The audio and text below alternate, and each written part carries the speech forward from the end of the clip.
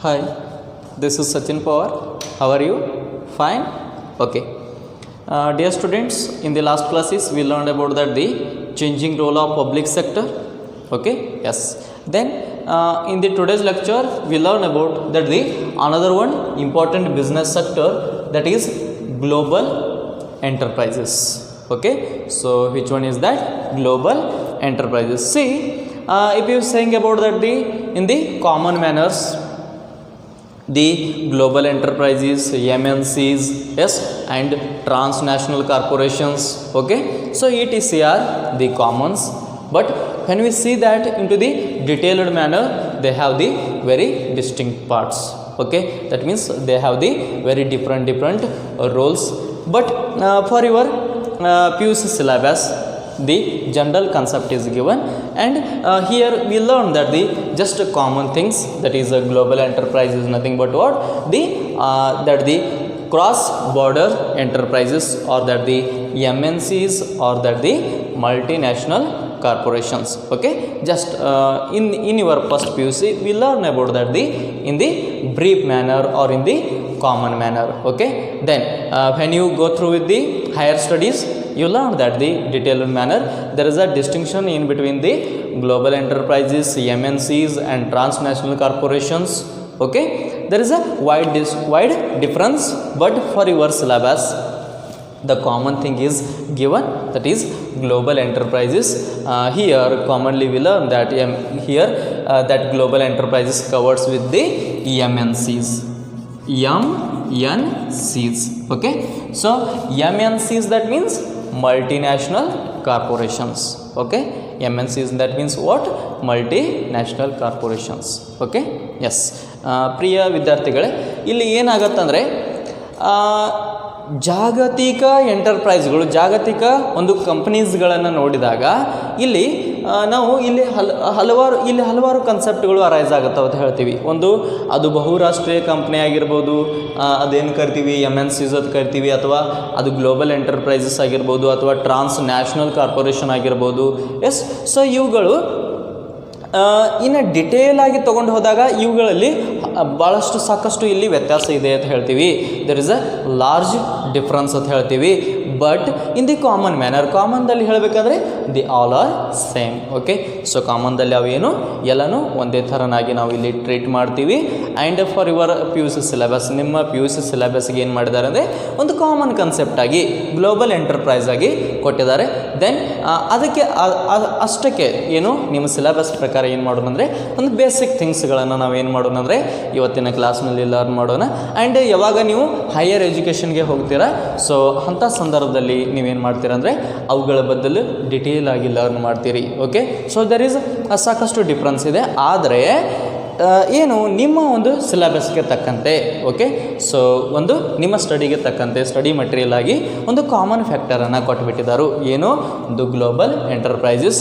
And here ನಾವು common ಆಗಿ ಏನು ಮಾಡ್ತೀವಿ ಅಂದರೆ MNCsಗಳನ್ನು ತೆಗೆದುಕೊಂಡು ಇಲ್ಲಿ ಲರ್ನ್ ಮಾಡ್ತೀವಿ. Okay, so here we treat that commonly global enterprises as well as that the MNCs.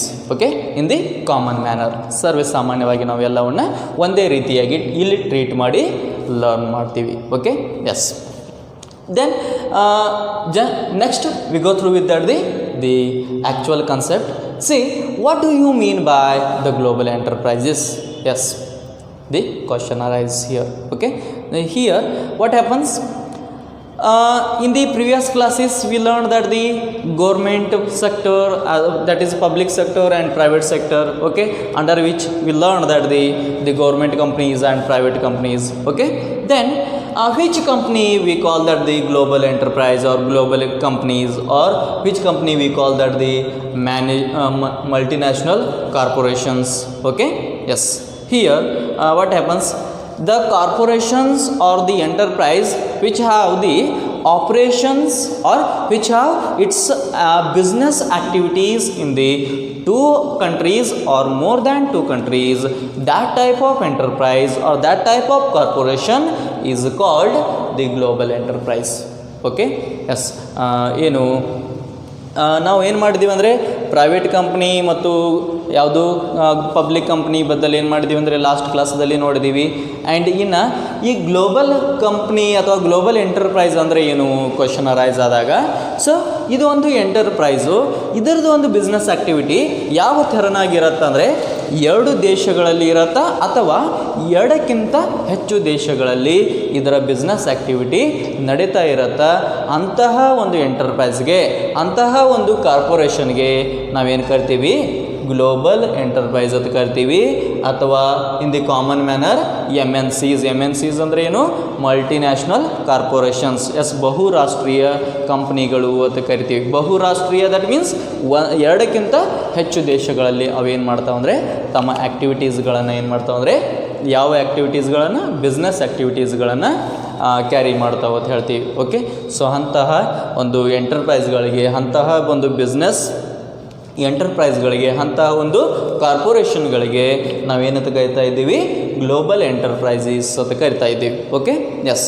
Then ಹಾಗಾದರೆ ಇವುಗಳ ಹೆಡ್ ಕ್ವಾರ್ಟರನ್ನು ನೋಡಿದಾಗ, so if you saying about that the headquarters of that the global enterprises, the global enterprises have the headquarters in the parent nation. Okay, the global enterprise have their headquarters in their parent nation or their own nations, and they have the number of branches in the all over the countries of the world, or a number of subsidiary companies in the all over the worlds. Okay, yes. ಏನು ಅದರ head office ಅಥವಾ head ಒಂದು ಬ್ರ್ಯಾಂಚನ್ನು ನೋಡಿದಾಗ ಅದರ ಒಂದು parent nation ಅಂದರೆ ತನ್ನ ಒಂದು ಸ್ವಂತ ಒಂದು ರಾಷ್ಟ್ರದಲ್ಲಿ ಏನಾಗಿರತ್ತಂದರೆ ಅದರದೊಂದು ಹೆಡ್ ಆಗಿ ಬ್ರ್ಯಾಂಚ್ ಇರುತ್ತೆ. ಆ್ಯಂಡ್ ಇನ್ನು ಅದರ ಉಳಿದಂಥ ಬ್ರ್ಯಾಂಚ್ಗಳು ಅಥವಾ ಉಳಿದಂಥ ಸಬ್ಸಿಡರಿ ಕಂಪ್ನೀಸ್ಗಳು ಇತರೆ ವಿಭಿನ್ನ ಬೇರೆ ಬೇರೆ ದೇಶಗಳಲ್ಲಿ ಅವುಗಳು ಇರ್ತಾವೆ ಅಂತ ಹೇಳ್ತೀವಿ. And the controlling of those branches and controlling of those subsidiaries is directly from the head branch or the head quarter ಅಂತ ಹೇಳ್ತೀವಿ.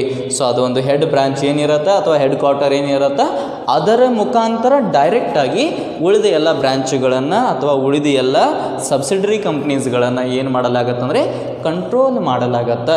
So this is about what the brief about that the global enterprise or that the MNCs, multinational corporations. Okay, yes. Then let's we see that what are the features of that the global enterprise. Yes, see one by one. The first one, huge capital resources. Yes, huge capital resources. That means here the global enterprise have the huge capital resources. The global enterprises have the huge capital resources, and here for rise that capital resources, that global enterprise issues the shares, debentures, bonds as a common manners, how the public company and private company issues in the domestic market. Likewise, the global company also issues the shares, debentures and bonds, etc. securities. And here one more thing arise, the domestic enterprises are borrowing the fund from the domestic banks. Yes, then here what happens, one more the qualitative, the advantage for that the global enterprise is what, for the huge resources that global enterprise obtain the fund from that the worldwide banks or from the world banks. Okay, so that is one the very much important opportunity available for that the global enterprises. Okay, that's why we are saying that global enterprise have the huge capital resources or the large amount of capital resources. Okay, yes. So ಏನು ಹೇಳ್ತೀವಿ, ಆ global ಎಂಟರ್ಪ್ರೈಸ್ಗೆದಲ್ಲಿ ದೊಡ್ಡ ಪ್ರಮಾಣದ ಒಂದು capital ಬಂಡವಾಳದ ಒಂದು ಸಂಪತ್ತು ಇರತ್ತೆ, ಸಂಪನ್ಮೂಲ ಇರತ್ತೆ ಅಂತ ಹೇಳ್ತೀವಿ. ದೆನ್ ಅದು ಯಾವ ರೀತಿ ಇರತ್ತೆ ಅಂದರೆ, ಯಾವ ರೀತಿ ಡೊಮೆಸ್ಟಿಕ್ ಕಂಪ್ನಿಗಳು ಅಥವಾ ದೇಶೀಯ ಒಂದು ಕಂಪ್ನಿಗಳು ಷೇರು ಆಮೇಲೆ ಏನು ಡೆಬೆಂಚರು, ಬಾಂಡ್ಸು, ETCಗಳನ್ನು ವಿತರಣೆ ಮಾಡೋ ಮುಖಾಂತರ ಹಣವನ್ನು ತೆಗೆದುಕೊಳ್ತಾವಲ್ಲ, ಅದೇ ರೀತಿಯಾಗಿ ಅದು ಏನು ಮಾಡುತ್ತಂದರೆ ಹಣವನ್ನು ತೆಗೆದುಕೊಳ್ಳತ್ತ ಅಥವಾ ಒಂದು ಹಣದ ಸೋರ್ಸನ್ನು ಕಲೆಕ್ಟ್ ಮಾಡತ್ತ. ಅದರ ಜೊತೆಗೆ ಇನ್ನೊಂದು ಅತ್ಯಂತ ಮಹತ್ವದ ಒಂದು ಅಪಾರ್ಚುನಿಟಿ ಏನು ಈ ಗ್ಲೋಬಲ್ ಎಂಟರ್ಪ್ರೈಸ್ಗೆ ಅಂದರೆ, ಈ ಗ್ಲೋಬಲ್ ಎಂಟರ್ಪ್ರೈಸ್ಗೆ ವರ್ಲ್ಡ್ ಬ್ಯಾಂಕ್ಸ್ ಕಡೆಯಿಂದ ಅಥವಾ ವರ್ಲ್ಡ್ ಫೈನಾನ್ಷಿಯಲ್ ಏನು ಇನ್ಸ್ಟಿಟ್ಯೂಷನ್ಸ್ಗಳು ಇರ್ತಾವಲ್ಲ, ಸೊ ಅವುಗಳಿಂದ ಏನು ಇದಕ್ಕೆ ಹಣಕಾಸಿನ ನೆರವು ಸಿಗತ್ತೆ ಅಂತ ಹೇಳ್ತೀವಿ. That means here that global enterprise obtain the fund from that the financial institutions or that from the world banks also ಅಂತ ಹೇಳ್ತೀವಿ. ಆ ವರ್ಲ್ಡ್ ಬ್ಯಾಂಕ್ಸ್ ಕಡೆಯಿಂದನೂ ಏನು ಇದು ಹಣಕಾಸಿನ ಒಂದು ರಿಸೋರ್ಸ್ಗಳನ್ನು ತೆಗೆದುಕೊಳ್ಳುತ್ತೆ. ದ್ಯಾಟ್ಸ್ ವೈ ಅದಕ್ಕಾಗಿ ಏನು ಇದರ ಕಡೆ ಹ್ಯೂಜ್ ಅಮೌಂಟ್ ಆಫ್ ಕ್ಯಾಪಿಟಲ್ ಇರತ್ತೆ, large amount of capital resources ಇದರ ಕಡೆ ಇರತ್ತೆ. ಅಂದರೆ ದೊಡ್ಡ ಪ್ರಮಾಣದ ಒಂದು ಬಂಡವಾಳದ ಸಂಪತ್ತು ಯಾರಿಗಿರತ್ತೆ ಅಂದರೆ ಗ್ಲೋಬಲ್ ಎಂಟರ್ಪ್ರೈಸ್ದಲ್ಲಿ ಇರತ್ತೆ ಅಂತ ಹೇಳ್ತೀವಿ. That is one what the first feature or characteristics of that the global enterprise. The next one, foreign collaboration. Yes, of course right.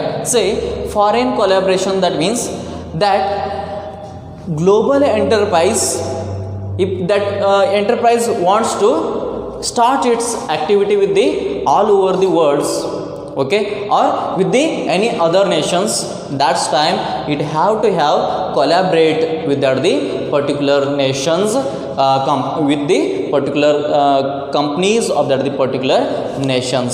Okay, that may be private company or public company of that the particular nations. Okay, that means here that enterprise, which enterprise, the global enterprise have to have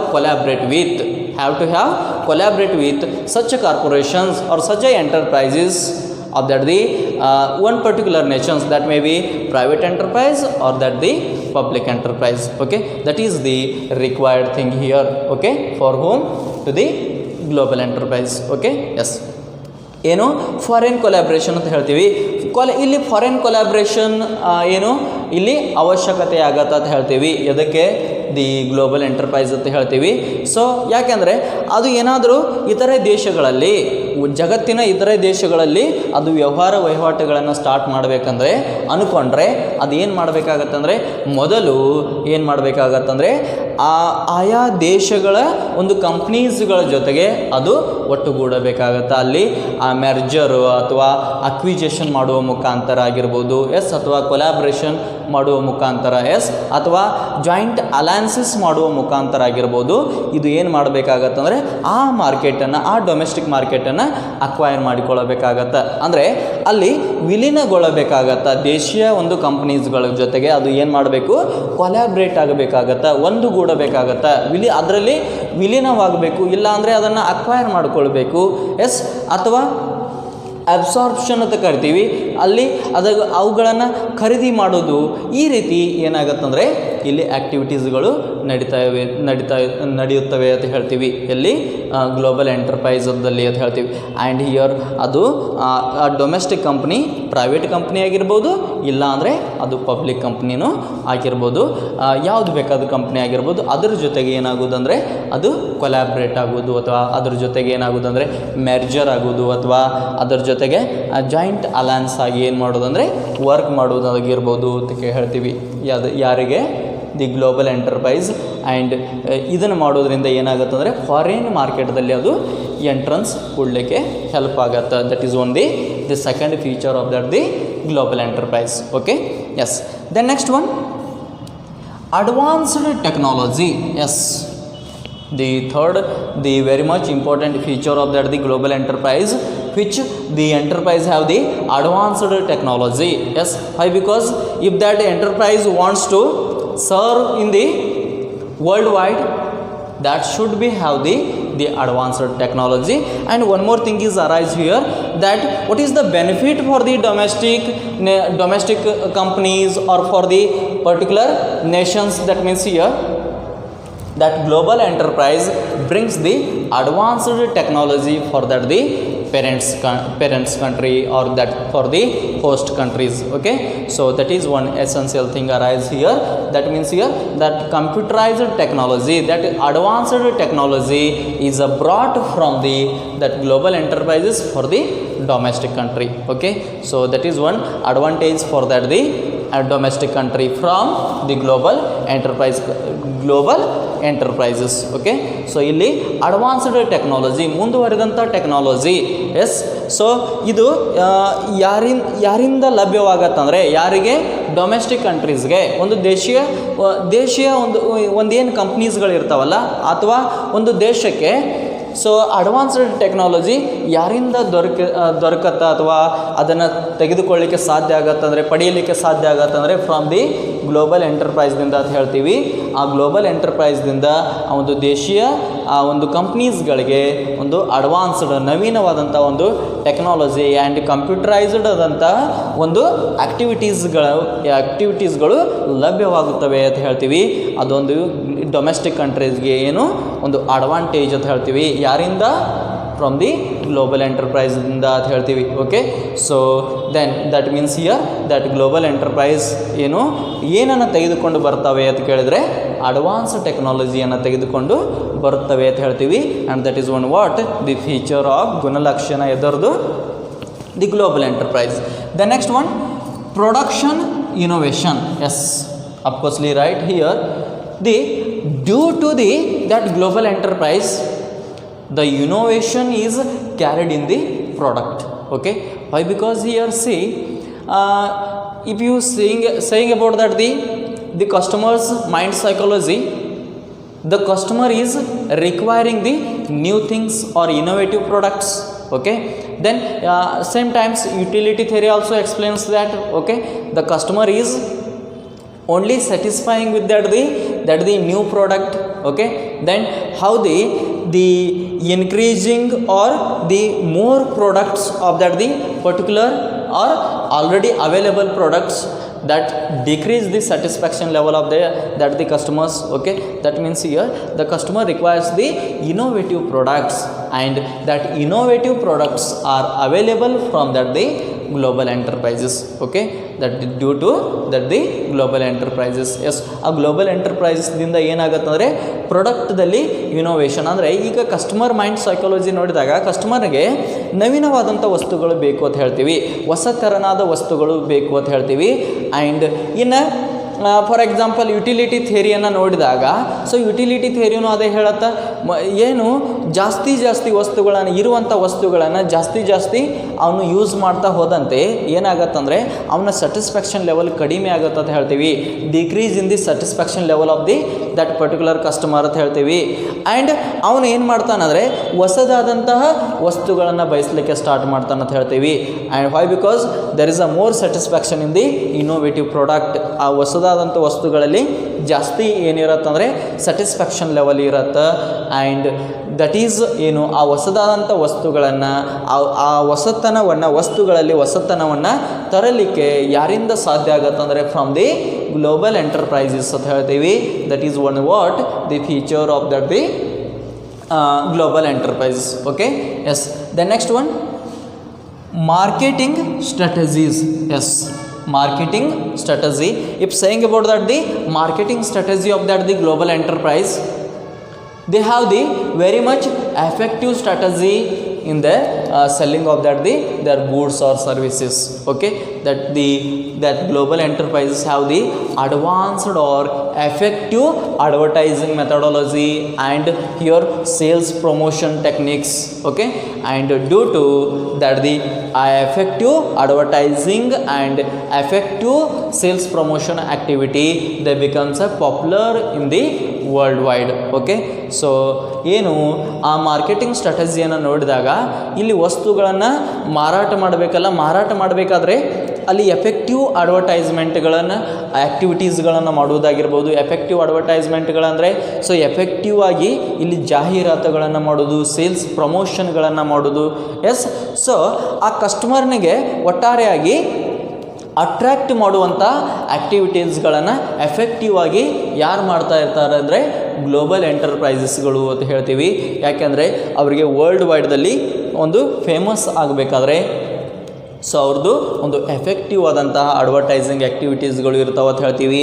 and same times effective ಆದಂತಹ ಒಂದು sales promotion ಆ್ಯಕ್ಟಿವಿಟೀಸ್ಗಳನ್ನು ಯಾರು ಮಾಡ್ತಾರೆ ಅಂತ ಕೇಳಿದರೆ global enterprises ಅಂತ ಹೇಳ್ತೀವಿ. Okay, yes. The next one expansion of market territory. Yes, expansion of market territory. Yes, of course you are right.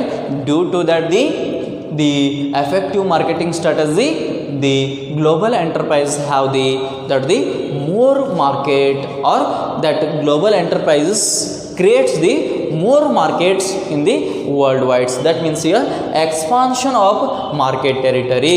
Yes, so expansion of market territory, that means market territory ಏನೊಂದು ಪ್ಲೇಸಸ್ಗಳು ಇರ್ತಾವಲ್ಲ ಮಾರ್ಕೆಟಿಂಗ್ದು, ಅವುಗಳನ್ನು expansion ಮಾಡೋದು. ಎಕ್ಸ್ಪಾನ್ಷನ್ಸ್ that means ಜಾಸ್ತಿ ಮಾಡೋದು. ಇದನ್ನು ಯಾವ ರೀತಿ ಮಾಡಲಾಗತ್ತಂದರೆ by the effective marketing strategy. Effective marketing strategy ಮೂಲಕ ಆ ಮಾರ್ಕೆಟ್ಗೆ ಒಂದು ಪ್ರದೇಶವನ್ನು, ಎಸ್, ಸೊ ಟೆರಿಟರಿವನ್ನು ಅದೇನು ಮಾಡುತ್ತಂದರೆ ಇಲ್ಲಿ ಹೆಚ್ಚಿಗೆ ಮಾಡುತ್ತಾ. ಅದಕ್ಕೆ ಗ್ಲೋಬಲ್ ಎಂಟರ್ಪ್ರೈಸ್ಗೆ ಅಂತ ಹೇಳ್ತೀವಿ. ದಟ್ ಮೀನ್ಸ್ ಇಯರ್ ಕಾಮನ್ ಆಗಿ ಆ ಗ್ಲೋಬಲ್ ಎಂಟರ್ಪ್ರೈಸ್ದಲ್ಲಿ ಏನಿರುತ್ತಂದರೆ ವೈಡ್ ಮಾರ್ಕೆಟಿಂಗ್ ಟೆರಿಟರಿ ಇರ್ತಾವೆ ಅಂತ ಹೇಳ್ತೀವಿ. That means here why because their products are selling all over the world, and if that global enterprise have the qualitative products, yes, and same times that the global enterprise have the effective marketing strategy, that's why it creates the lot of the territories over the worldwide.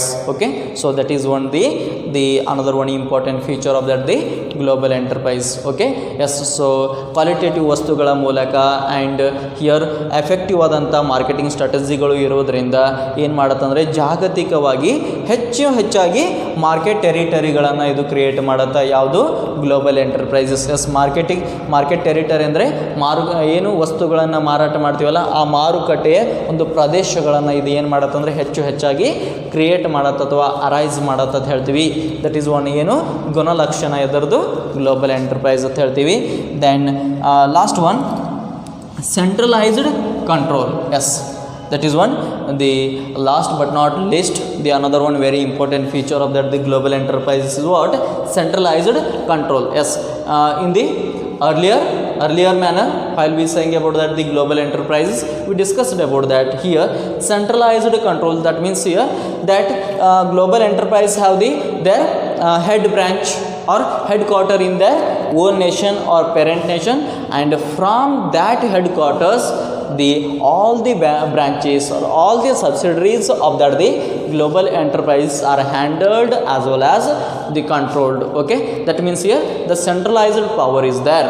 Okay, centralized power is there. There is no any mediators for controlling activities. Okay, that means here all the branches, all the subsidiaries of that the global enterprise are handled as well as controlled as well as maintained by the headquarters or that head branch of that the particular global enterprises. Okay, that's why we are saying that the centralized control. Centralized, that means ಕೇಂದ್ರೀಕೃತವಾದದ್ದು. ಏನು control ಯಾವ ರೀತಿ? So ಆ ಒಂದು ಏನು head branch ಇರುತ್ತಲ್ಲ, ಒಂದು ಸ್ವಂತ ದೇಶದಲ್ಲಿ ಒಂದು ಹೆಡ್ ಕ್ವಾರ್ಟರ್ ಅಂತ ಕರಿತೀವಿ. ಆ ಒಂದು ಹೆಡ್ ಬ್ರ್ಯಾಂಚ್ ಏನು ಮಾಡುತ್ತಂದರೆ ಆ ಎಲ್ಲ ಉಳಿದಂಥ ಬ್ರ್ಯಾಂಚ್ಗಳ ಮತ್ತು ಉಳಿದಂಥ ಸಬ್ಸಿಡರಿ ಕಂಪ್ನಿಗಳ ಮೇಲೆ ಅದು ಕಂಟ್ರೋಲ್ ಮಾಡೋದು, ಅವುಗಳನ್ನು ಮೇಂಟೆನೆನ್ಸ್ ಮಾಡೋದಂಥ ಕಾರ್ಯವನ್ನು ಅದು ಏನು ಮಾಡುತ್ತಂದರೆ ತನ್ನ ಒಂದು ಹೆಡ್ ಬ್ರ್ಯಾಂಚ್ದಿಂದಲೇ ಮಾಡುತ್ತಾ. ಸೊ ಅಲ್ಲಿ ಯಾವುದೇ ಮಧ್ಯಸ್ಥಗಾರರು ಇರುವುದಿಲ್ಲ ಅಂತ ಹೇಳ್ತೀವಿ. ಆ್ಯಂಡ್ ಅದಕ್ಕಾಗಿ ಏನು ಹೇಳ್ತೀವಿ ಅಂದರೆ ಸೆಂಟ್ರಲೈಸ್ಡ್ ಕಂಟ್ರೋಲ್. ಅದರ ಒಂದು ಕಂಟ್ರೋಲಿಂಗ್ ಪವರ್ ಏನಿರತ್ತೆ ಅಂದರೆ ಹೆಡ್ ಬ್ರ್ಯಾಂಚ್ ಕಡೆನೇ ಉಳಿದುಕೊಂಡಿರತ್ತೆ ಅಂತ ಹೇಳ್ತೀವಿ. ಕೇವಲ ಆ ಹೆಡ್ ಬ್ರ್ಯಾಂಚ್ ಮುಖಾಂತರ ಅದೇನು ಉಳಿದಂಥ ಬ್ರ್ಯಾಂಚ್ಗಳ ಮೇಲೆ ಕಂಟ್ರೋಲ್ ಮಾಡುವುದಾಗಿರ್ಬೋದು, ಅದನ್ನು ನಡೆಸಿಕೊಂಡು ಹೋಗೋದಾಗಿರ್ಬೋದು, ಅಥವಾ ಅದನ್ನು ಮೇಂಟೆನೆನ್ಸ್ ಮಾಡುವುದಾಗಿರ್ಬೋದು, ಇವೆಲ್ಲ ಕಾರ್ಯಗಳನ್ನು ಅದು ಹೆಡ್ ಬ್ರ್ಯಾಂಚ್ ಮಾಡುತ್ತಾ. ಎದರದ ಹೆಡ್ ಬ್ರ್ಯಾಂಚು?